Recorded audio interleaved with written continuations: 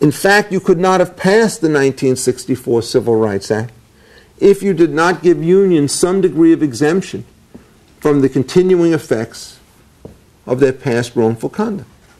You had to protect, the union said, our seniority list, which workers go first in the event of a layoff, even though these lists were clearly the product of discrimination. By 1992, the effects of the pre-1964 decisions on the workplace had largely diminished. By 2006, where we are today, they're essentially gone. 42 years since the passage of the Civil Rights Act means that there are very few, if anybody, who was in the legal system, in the workforce in 1964 or before that time, who is still in the workforce today. So you now have a situation where the claims of the past, whatever they are less powerful than they were before. It is also clear and largely independent, I think, of the Civil Rights Act that the nature of the workforce in the United States has changed. There are huge economic pressures that brought women into the workforce in numbers that were not conceivable in 1964. There's been massive immigration into the United States from overseas, so that we have large populations from Latin America, from Asia, and from not only Europe, but from the Middle East. Many of these people have risen very fast in the American economic system. So it's a very different world from the one it was when I started teaching in 1968, which to some of you is prehistorical, right? And the reason it is when I first had to teach, the first thing you had to worry about was how we dealt with affirmative action in education at my then law school, the University of Southern California. And sure enough, with the exception of the interim dean, who was a woman, everybody who had to pass on that question was a white male. What that does is it creates a certain level of distrust when the people who are on the inside are all from one group and the people on the outside come from another group. One of the things that happens when you open up markets, however, is that anybody can now play. And if you will start to look at boardrooms today and at academic faculties today and so forth, many of the people who were thought to be on the outside are now on the inside. And so it's not as though people feel that they have no representation in these groups. It is also clear in the United States, if you remember 1964, that there were race riots all throughout America. New York, Washington, Chicago, Newark, Detroit, Los Angeles. It was a veritable cornucopia of trouble. The level of racial tension in this country was real, and in many cases it manifested itself in the kinds of brutal ugliness that nobody could be proud of. This was not employment decisions on whom to hire and fire. This was taking people in a back alley and beating them up with a nightclub. You don't need that. And all that's gone in this country today. So that what happened is the traditional arguments that relate to the earlier system have been fixed. Elections are open. Unions are much weaker. Unions are much more democratic to the extent that they have power. Immigrants have come in. People of all sorts of races, colors, both sexes have risen in power. The country, in effect, has a much better distribution of power so that the level of suspicion is down and the ability of markets to work is strong. So if one is trying to think of the strongest case for the civil rights laws, it was you needed them to work a transition from the old order to the new. That transitional argument is very, very weak today. So now what you have to do is you have to consider this thing on the basis of first principle. And first principle is very difficult on an area as emotional as civil rights, particularly if you take the kind of position that I do, which is so manifestly unfashionable in so many quarters. But let's go back to that classical liberal paradigm and try to figure out what it is that we fear most about individuals, what it is that the states are duty-bound to protect against. And without question, every person who writes and thinks in the classical liberal tradition believes that the first business of government is to prevent the use and the threat of force. You can't beat somebody up in order to get your way, and you can't tell them, I'm going to beat you up unless you give me exactly what you want. Now, to see why it is that force is such a dangerous force in society when it's left uncontrolled, what you have to do is to imagine this very simple situation.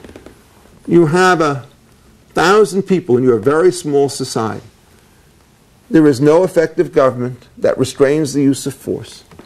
and 900 people out there love you, 75 people don't care much about you one way or another, and 25 people are out to get you. What's going to happen? Well, you don't have to worry about the 900, may not even have to worry about the 75. But any one of those 25 can kill you at any moment. And what are you going to do to stop it? Well, you could try to go to each of them seriatim and say, hey, don't kill me, I'll pay you something. And you get 23 of them. Now there are 2 left and one of them can do you in. The simple point is the larger the numbers that you have in society, the more likely it is that the person who hates you most will be able to do you in if the use of force is allowed to take place, either because it's treated as legitimate on the one hand, or because nobody does any effort to counteract its effect on the other. Or to put it in more technical terms, people have a distribution of taste. On one end they hate you, and on one end they love you. In a regime in which force is allowed to play a role in politics and social life, it's the person who hates you most who will determine your fate. This is not a healthy situation. Now let's look at discrimination and ask exactly the same kind of question. And ask it in a question where there are lots of people who can make lots of choices, lots of offers to you. In other words, ask about discrimination in what we call a competitive market.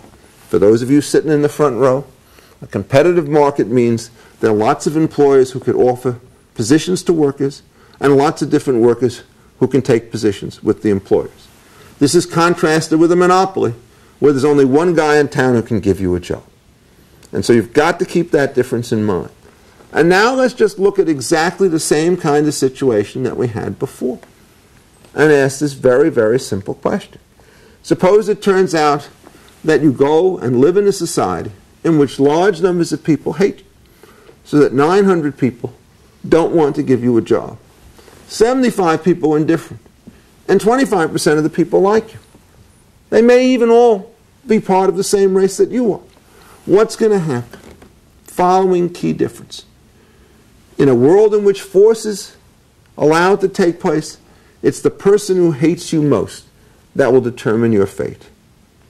In a world that allows discrimination to take place, even for the worst and most vile of reasons, all that person can do is refuse to deal with you. He can't touch you, right? Because force is out of bounds now. At that point, when you look at the distribution, who's going to make the deal with you? The answer, it's the fellow who likes you the best. So instead of worrying about the worst tail in the distribution, you worry about the best tail in the distribution.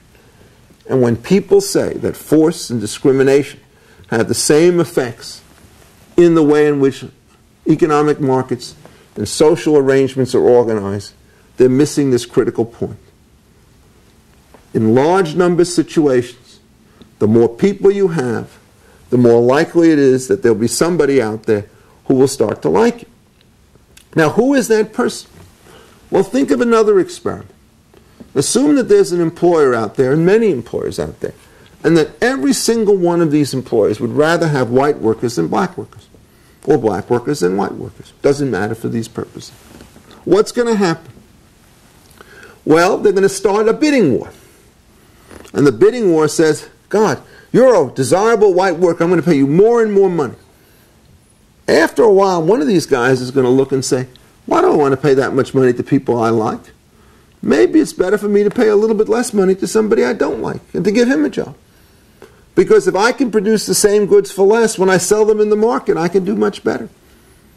And if I can do much better, I will profit at the expense of those firms who are going to pay very high wages in order to satisfy a racial preference. So I'm going to be more efficient. Well, it doesn't take every firm to figure that out. It only takes one or two to figure it out at the beginning. And so they adopt the contrarian strategy. They go against the market. They go against the mores. And remember, nobody can stop them. And once they've decided to do that, they sell goods.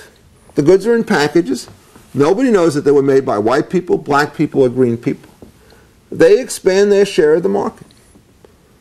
The key point to understand about private markets is they have a powerful force of self-correction. If it turns out that people are favoring one kind of resource relative to another to too great an extent, it only takes one or two or a very few number of people in that society to realize the errors and the follies of their fellow citizens, and those people then can immediately alter the shape of a market. So that the basic argument that you have is, if in fact you allow the discrimination to take place, it's going to sort itself out very quickly, so long as you do not have the government hand on the till, which tells you what kind of contracts you have to make, whom you have to hire, and what you have to do. Now, why is it that I have some confidence that this is not just an idealized version of the way in which the world works?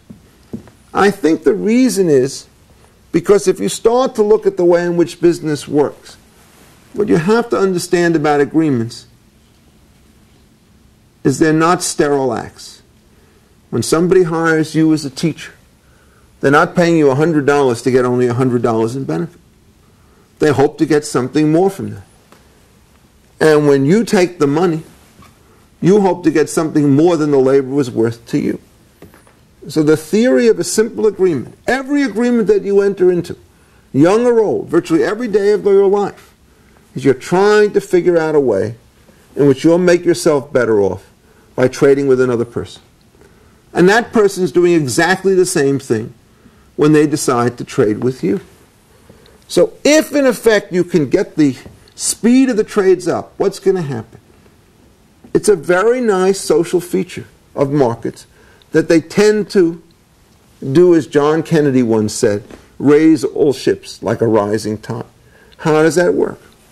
Well, suppose it turns out there's a big and complicated auction, and I decide to hire somebody as my teacher and pay that person money, and she provides me with services. Each of us are better off than before, so two people are at least happy by what goes on. What about the rest of the world? Well, there'll be a disappointed competitor here and there, but that's going to be true no matter who gets hired, so you can't take it into account as a serious argument for allowing markets or not. Well, what then happens? Each of us is a little bit richer and a little bit happier than one before, and what we do is we take the money or the experience or the knowledge, whatever it is that we've gained from this relationship, and use it to deal with other people. So basically, every time you enter into a successful transaction with another person, you are creating additional opportunities for third parties.